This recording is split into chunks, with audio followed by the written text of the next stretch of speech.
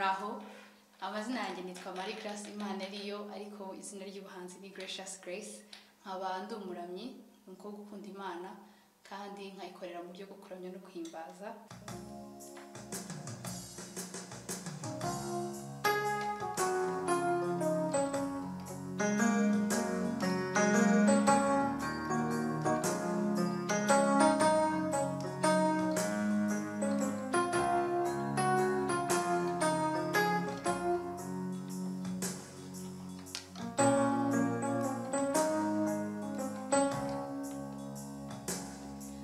Amagambo mfite mwami wanjye, isoni n'ikimwaro byuzuye umutima wanjye, ese ndahera he ninginga,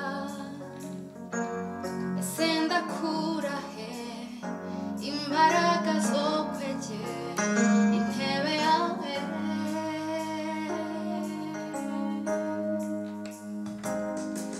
Amagambo mfite mwami wanjye, isoni n'ikimwaro byuzuye umutima wanjye, ese ndahera he ninginga, ese ndakura he imbaraga zo kwegera intebe yawe.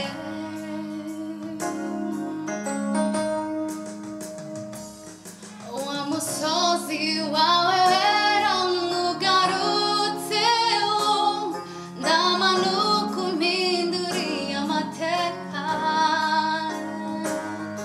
umbwiye ko hari ibishize ndetse ko hari n'ibindi bishya uremye.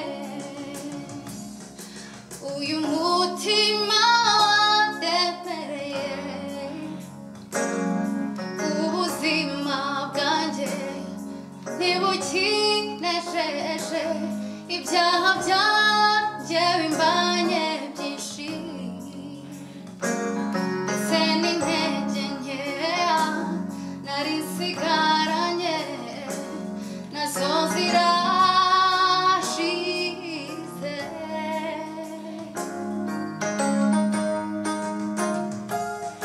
Wa musozi wa